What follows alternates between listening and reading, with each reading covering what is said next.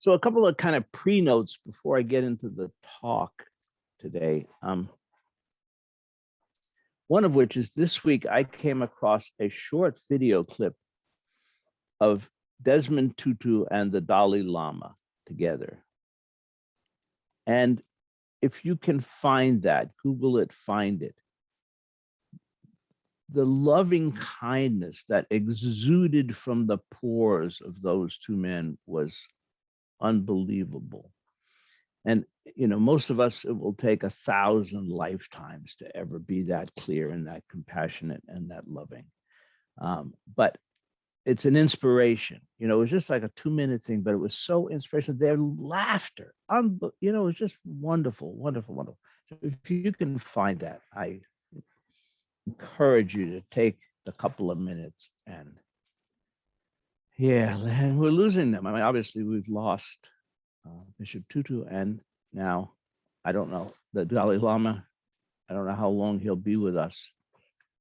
So, you know, but it's very special that we've had humans like that in the world.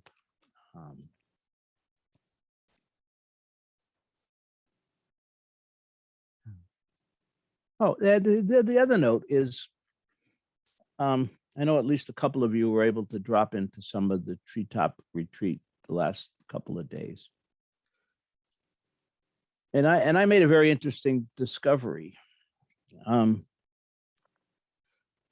My time to participate in the retreat, that I could actually formally sit and participate, or in one evening I gave a talk, but it was very limited.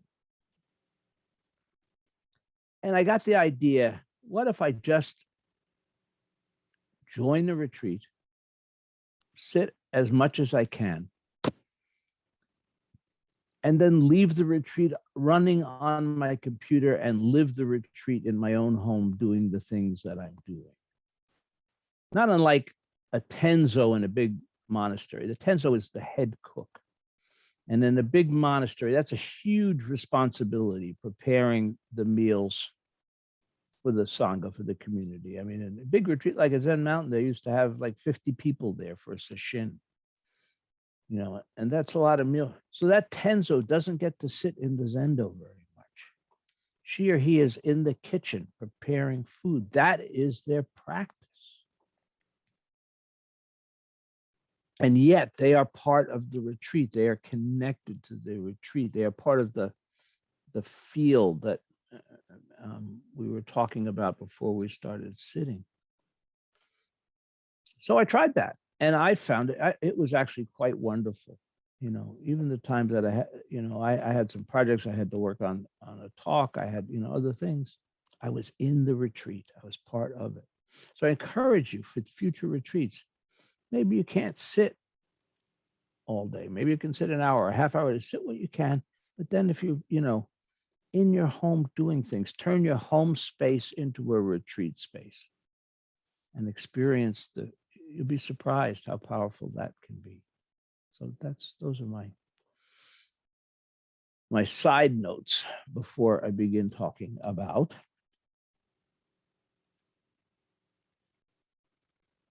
evil karma. You know, a few weeks ago, we had a little debate, those of you that are on the Wild Fox email list, about the wording of the chant, the Gatha of Atonement, that goes all evil karma. And it was suggested that maybe the wording should be all harmful karma.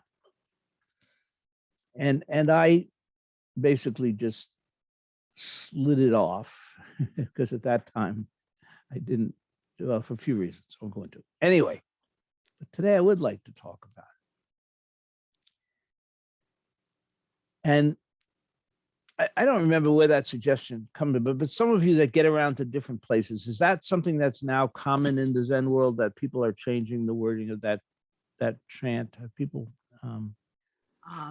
Peter, I had heard Deborah at Treetop use harmful. So I think I may have brought up that can of worms. Okay. Yeah. Well, so they have changed it. And, the first thing was like glaring to my ears because almost 40 years of all evil karma and all of a sudden outcomes, all harmful karma. And I'm like, that ain't right, but that's not a good reason to reject it. So I'm going to back up now and tell a story. It's one of the Jataka tales, which are sort of parables about the life of the Buddha. Many of them are kind of suitable for adaptation to children. This one is not. And this is the story of Angulimala. And I'll also say that there are many versions of this story. And I'm going to use as closely as I can remember the version that Steph, my teacher, used. Okay. So Angulimala, his actual name was Ahim Saha, and he was a student of a spiritual teacher in his village. And he and that teacher became quite fond of one another. The teacher really loved Akim Saha, and Akim Saha loved him.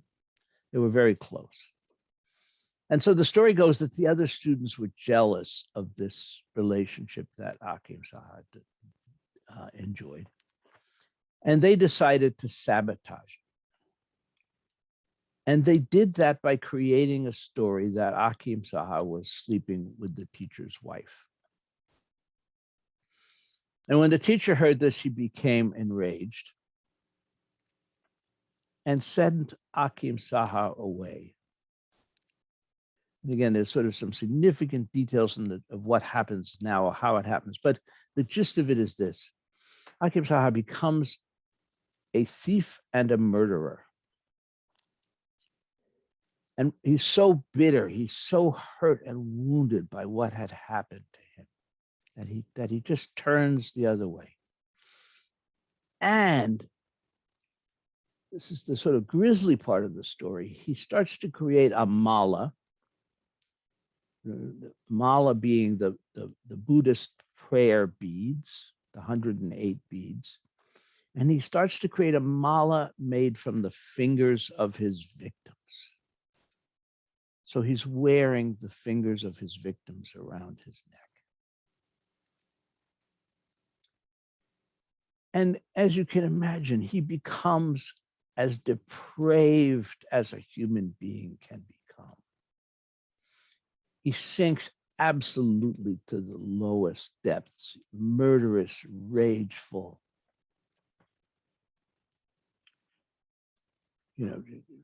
just repulsive in every way. Well, one day he's traveling along, and he sees a monk. And he decides that he's going to add this monk to his list of victims. So he starts to go after the monk. But he's unable to catch him. So he starts going faster, and he still can't catch him. And the monk is just walking along, but somehow Akim Saha cannot catch the monk. So now he's on a dead run going as fast as he can, and he still can't catch this man. And it dawns on him that this is not an ordinary monk, and there's something extraordinary going on. And in that moment, he sort of calls out and says, "Who are you? What, kind of what?" And of course, those of you that anticipated the punchline, it's Shakyamuni Buddha.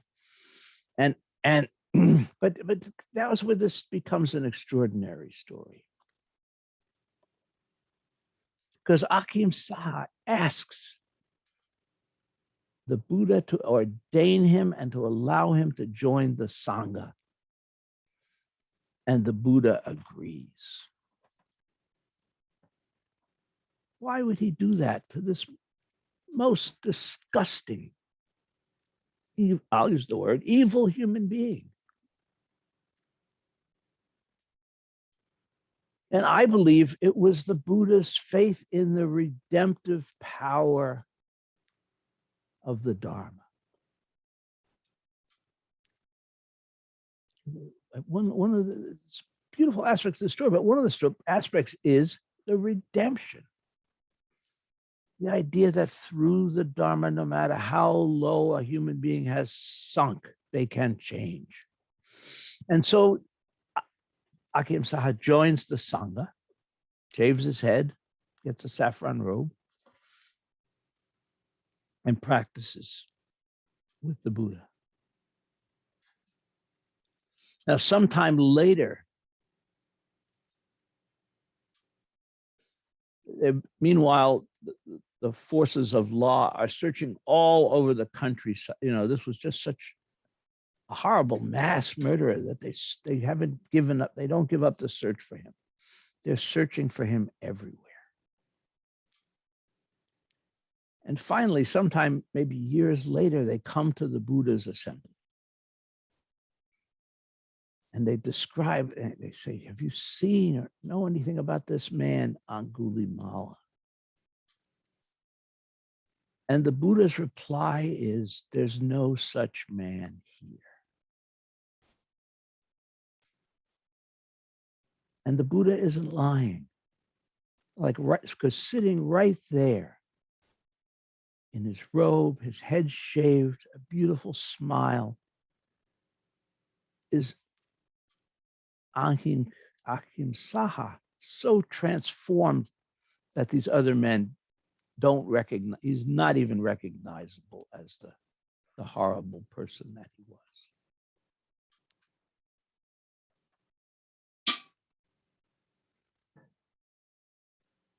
So you have two things. It's again, to me, that story is about redemption, and it's about the compassion of the Buddha.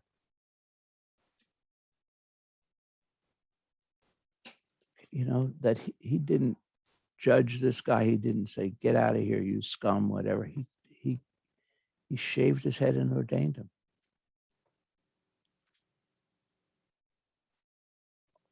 So to me, it speaks to the capacity of every human being to transform. You know, Steph, my teacher, Steph, used to do a lot of prison work. And he had a sitting group with inmates in maximum security in New York State. And Steph loved the guys in the prison, and they loved him. And many of them went through, some of them had just done really horrible things. They weren't necessarily Angulimala, but they were some bad dudes. And they all went through transformation because of the Dharma. And at the same time, Steph said, you know, some of them should never be allowed out in society. They're so likely to do something like that again that they really can't be among other people. But nevertheless, they transform. Great story. One little digression story that I love, Steph used to tell. Some of the inmates were getting on in years. One of them was older, and he needed to walk with a cane. And the group, the Zen group, had taken a vow of nonviolence. And the guys took this very seriously. They took their practice very seriously. And so this guy was sitting in his cell one evening, and another young man walks into the cell and basically says, I'm going to mess you up, probably in not exactly those words. And this guy, this old guy, takes his cane and beats this young attacker so badly that the guy has to go into the hospital. So the next time he comes to the Zen group, everybody's very upset because they took this vow of nonviolence very seriously. And they said, how could you do that? You know, haven't you learned anything here that you could could beat him that way? And he said, yeah, I have learned. He said, before I was in this group, I would have killed him.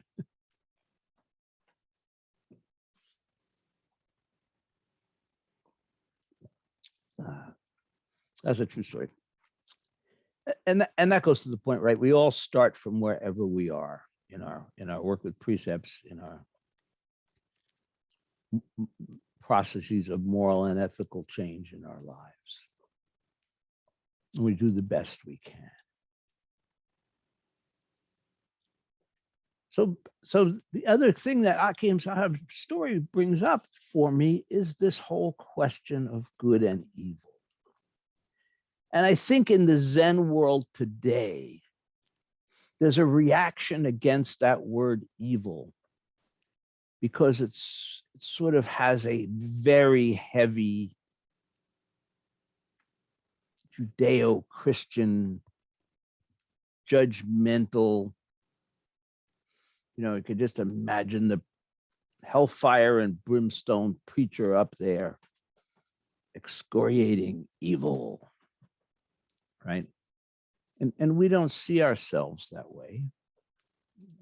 And we don't, hopefully, are not judgmental in that way. And so I think we have a reaction to evil as a word and as a concept. But I'm going to say, for me personally, I need that word.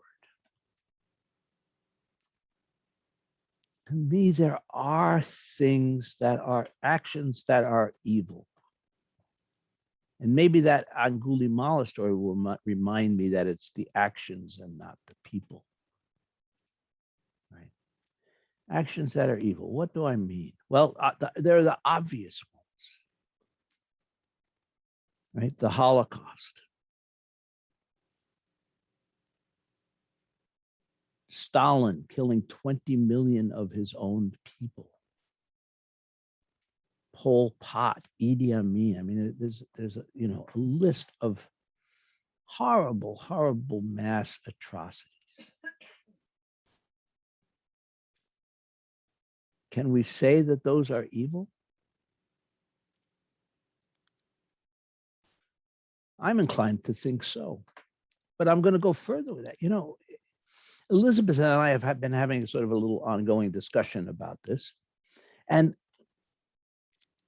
when I see people knowingly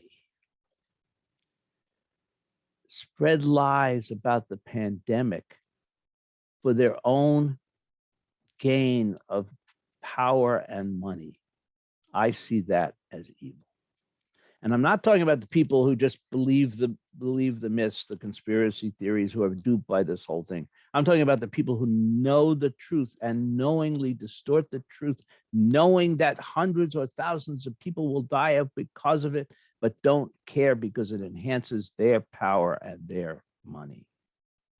That's, so I don't know if any of you have seen Dope Sick. If you haven't, I've talked about it before, I strongly recommend watching it. And Maine pops up in it a couple of times. Okay, and again, that, Purdue Pharma knew that OxyContin was killing thousands of people, that it was destroying tens of thousands of lives with severe addiction. And they continued to perpetrate the myth that it wasn't addictive, knowing full well what it was, knowing full well the damage it was doing, because they were making enormous profits. To me, that is evil. Monsanto, another conspicuous example.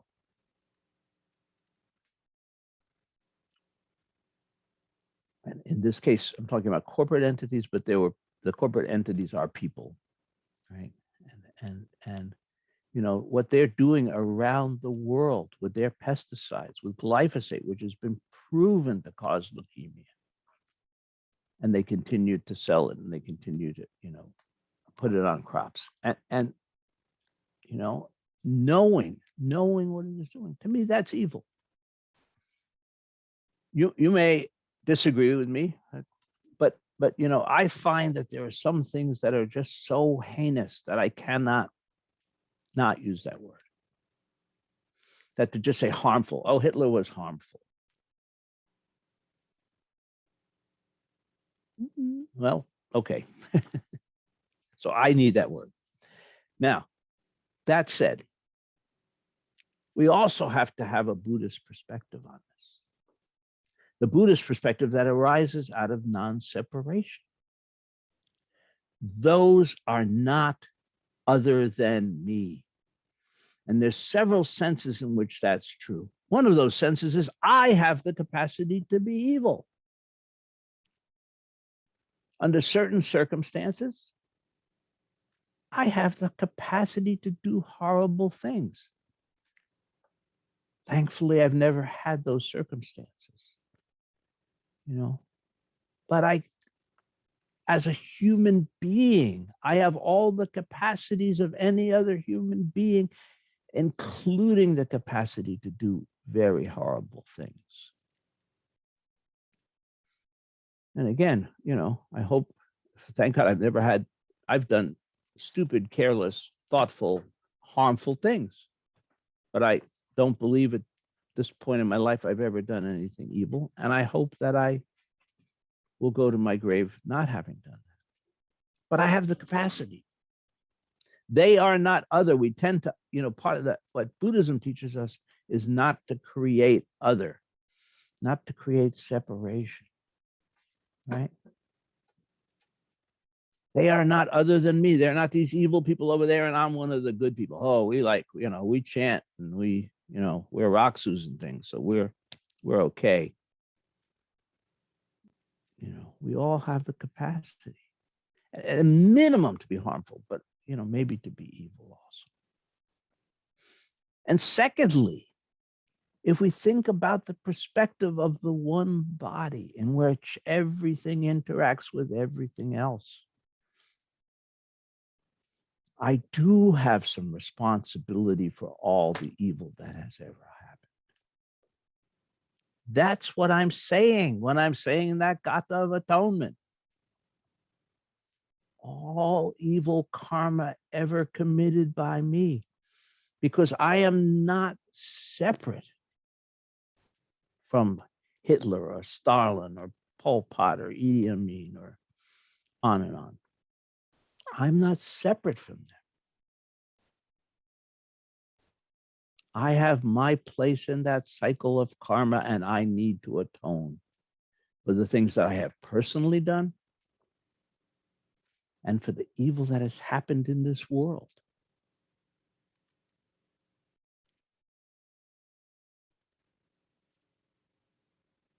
As Buddhists, we can't separate.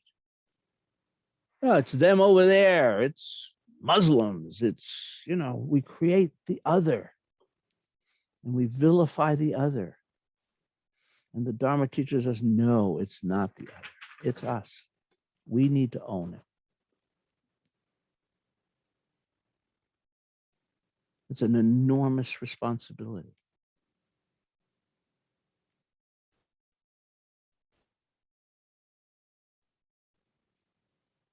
Todd gave a lovely, wonderful talk last night.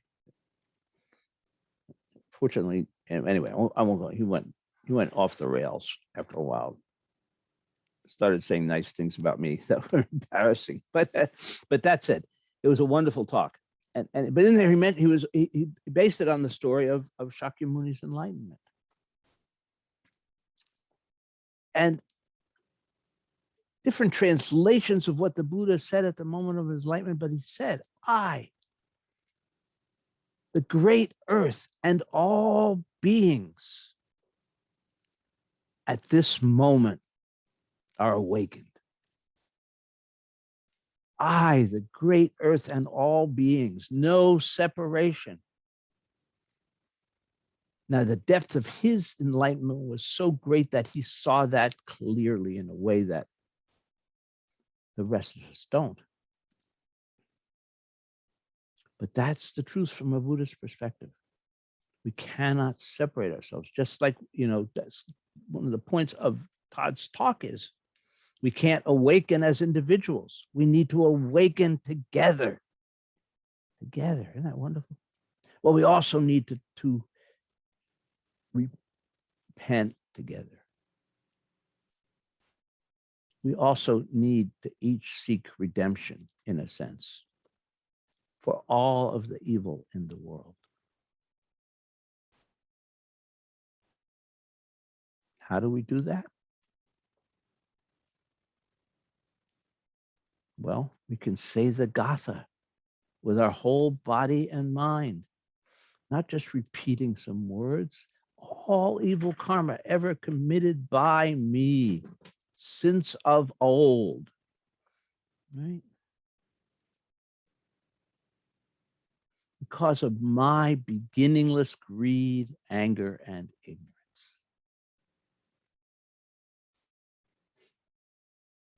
Now, I'm sorry if this sounds, I don't know what, judgmental.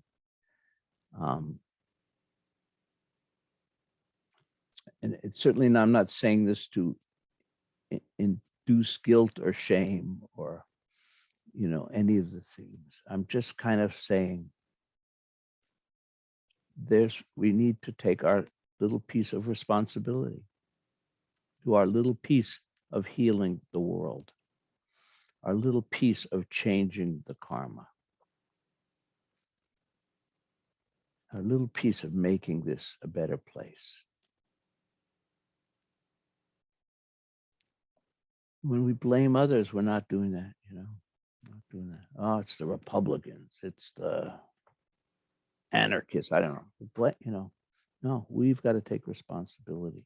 That's one of the really, really right. That's one of the really, really, really, really things that's wrong in this country today.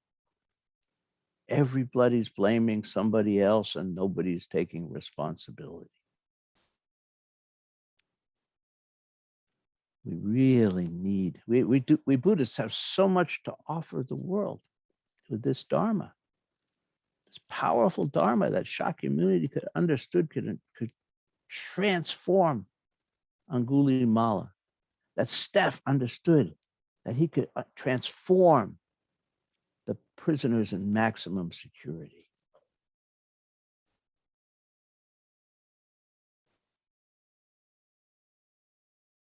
It's no small thing that we're doing. Thank you.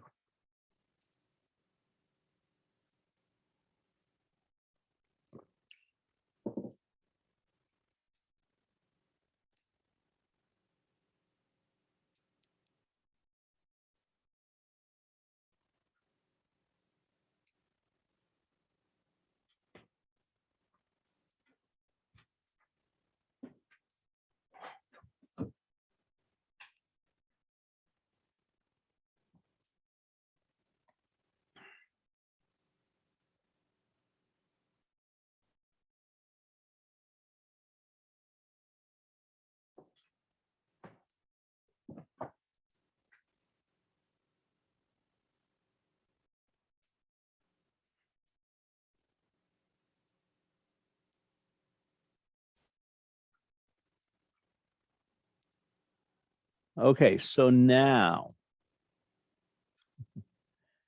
I'm still inviting your comments, but in the break here, I'm going to say, so if you have now want to get, is there a way we can sort of like use the little email or something to decide on whether we want to change the wording of the chant or not? Now, I'm serious. I'm absolutely open. If the majority of people say, yeah, but we still think harmful is more appropriate, I'm happy to go with that.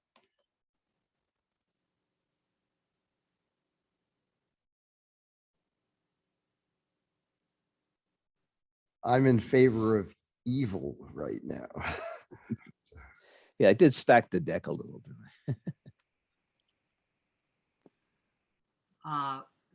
Peter, you had last we talked about this. Told me just do whatever you want to do. And and I decided to keep evil rather than changing it, even though I was the one who brought up the possibility of a change. um, and I think I did it more because it was just part of our tradition and part of what we're used to, and it it somehow just seemed appropriate. But I really appreciate your taking the time to talk about this Gotha, because we say it all the time, and I never really thought of it as being um, uh, about non-separation, and that, ever committed by me is everyone. And I always thought of it as me and my beginningless. So maybe it's going back to my ancestors, or I have bad karma in my history. Uh, but I never really thought of me as everyone when hearing the words of that Gotha. So uh, so I would vote. I already did vote to keep it to evil, and uh,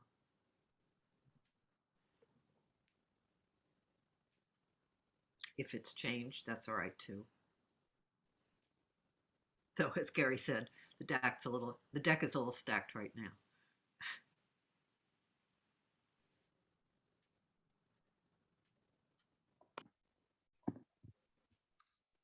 Um, I, I am also, I'm very content with sticking with evil, particularly the way that you framed it. I think so beautifully, Peter, and particularly the interdependence, because almost if it's harmful, I mean, um, we don't want to diminish in some ways our role in what we envision as being the most extreme examples of harm, right? I mean, I think we often reserve the word evil for these things that are extreme, um, but showing that we are connected with all of that, I mean, just to use an extreme example, we're all responsible for Donald Trump being president.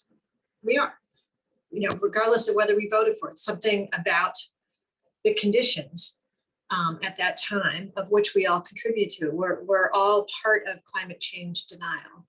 But I see that as a message of enormous hope, right? The more that we recognize our own interconnection with the things that we reserve as being the most evil in the world, we equally have the interconnection to change it, right? To reverse it. And to be, so I find that not being separate from evil, the more that we other the evil, the more that we feel we don't have a part of it. It's like, well, we're just doing harmful stuff, they're doing evil stuff. If we all have a part of what is evil in the world, then we have a part of repairing it, just as you said.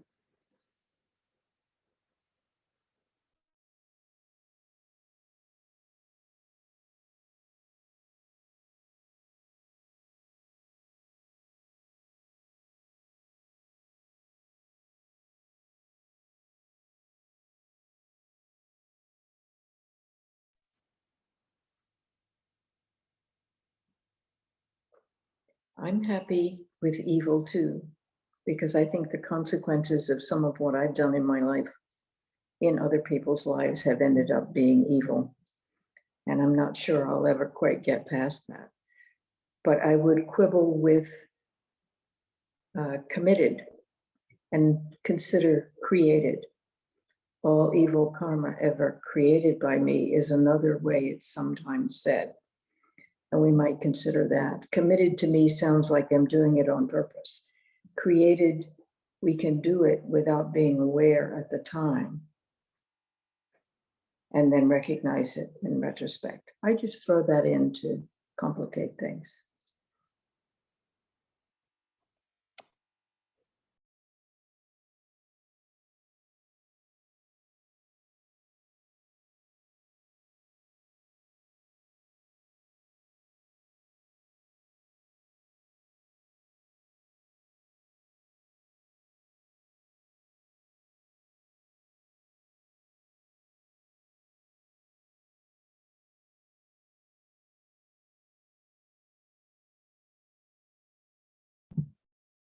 Hey, Peter, I can't hear you. It doesn't look like you're on mute, but I can't hear you. I don't know if anyone else can.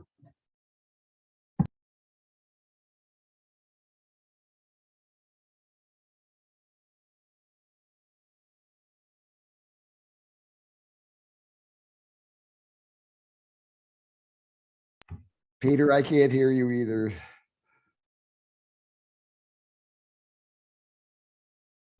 There, now you can hear me. Yes. Okay.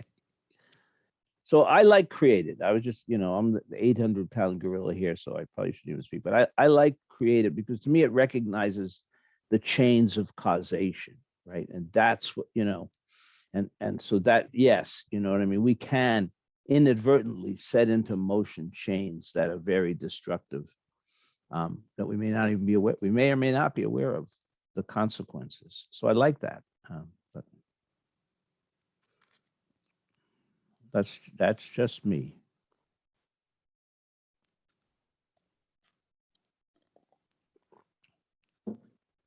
Maybe we should talk a minute about what karma is. Daido Roshi used to just say, well, karma is simply cause and effect. Right? And when we apply that in relation to chains of causation, right, then we can see effects, the ripples can go a long way. So our good things that we do can send out ripples, and the harmful things that we do send out ripples. And again, in the Buddhist sense, there's no limit on how far those ripples go. They extend to the whole cosmos throughout space and time. Right? Daido used to say, and others, and I agree with this, both forward in time and backwards in time. Okay. Because these ripples are very important. Now, they may be very tiny ripples, but they're very important.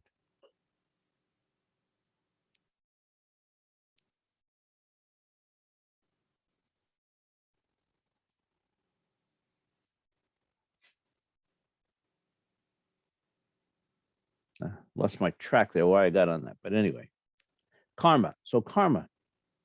So that's one way of understanding karma, because it is these chains of cause and effect that we set into play. Now that there are other ways of understanding karma, that, I don't know. I'm not going to go into it, except to say that, do we inherit some karma from our ancestors? I believe that we do. And that can be seen in sort of a very concrete way when we look at intergenerational trauma, right?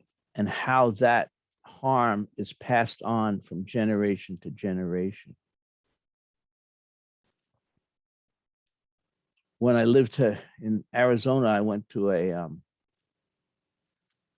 conference on intergenerational harm on the Navajo reservation.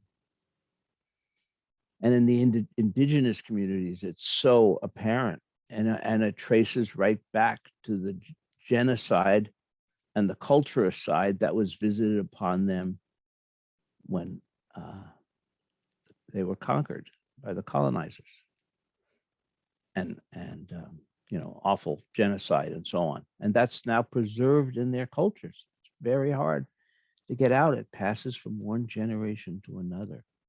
Very hard to heal. So these things are powerful. Things that happened to our ancestors are powerful, for better or for worse.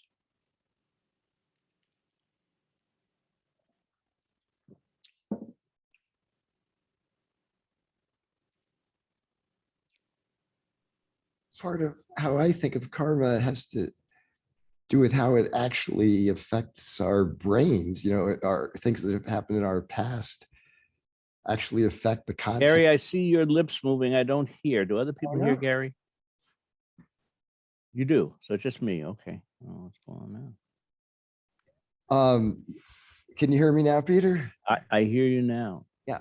So I was just saying that part of how I think of karma is how events in our past actually affect our brains. You know, the neural networks in our brains and cause changes in the way that we act in the future based on what happened in the past. And even with the intergenerational aspect, there's research about now about epigenetics, Right. you know, where it actually causes changes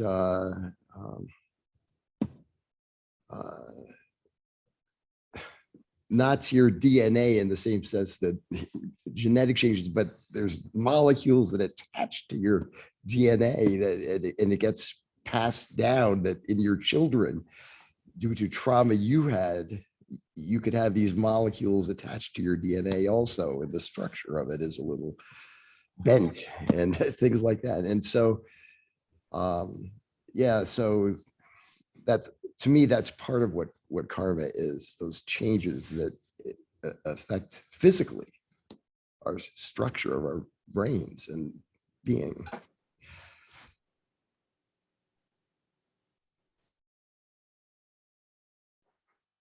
Yes, thank you, Gary. Yes, the epigenetics is very, you know, we're just beginning to understand these things. We're just beginning to understand how we're living out the sins of the past in ways that we don't fully understand. And so there's so much healing to do, so much healing to do constantly. And Peter, this is Molly, but isn't that part of the rebirth, right? Because part of the karma and being reborn is the opportunity to sort of work through, for lack of a better term, past sins, but you know what I mean? As we re-experience things in each existence, we bring our past experiences with us and maybe experience them more fully this time or more consciously this time. And that's our opportunity on this go round to make it right, to make it whole. Well, that's certainly the classic Buddhist perspective, is the idea of reincarnation. And as you say, this kind of idea that as we go through that cycle, sort of trying to do better in each lifetime, trying to heal the damage and the wounds of the past, and so on.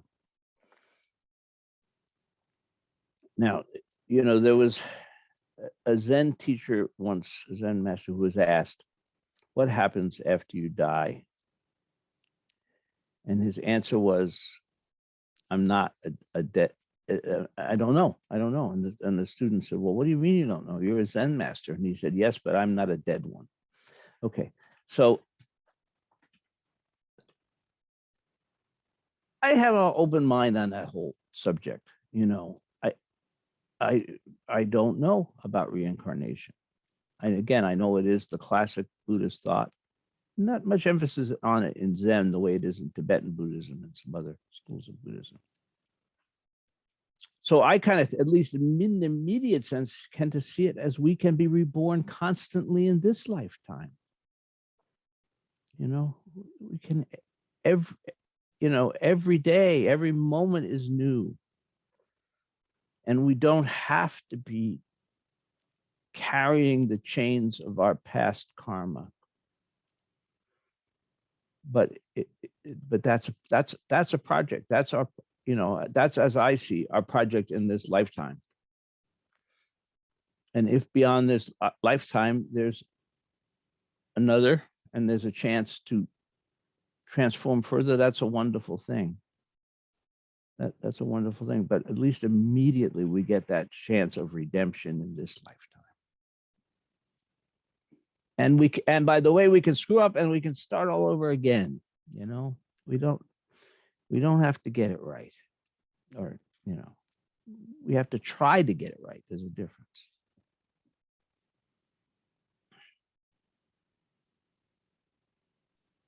A Tibetan teacher suggested to me to look at the film Groundhog Day that way. Well, Bill Murray repeats the same patterns over and over until finally he changes a little and things begin to change, and he changes a little more and things begin to change. And certainly we're capable of that. But on the subject of death, there's another master, this again, a Tibetan master, who was asked what happens after you die. His answer was everything. You're just not there. That's another good answer. I don't know how I know this, but I know that at least one of the writers of Groundhog Day was a Buddhist. That was a Buddhist inspired movie to some extent. Okay, have we exhausted ourselves for this morning? Good. It's always good to leave a few problems, little ones, so we have something to solve next week.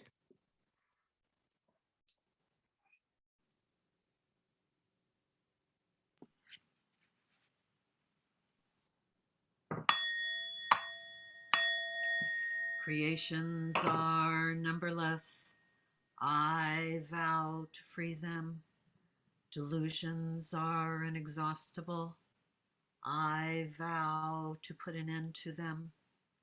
Reality is boundless.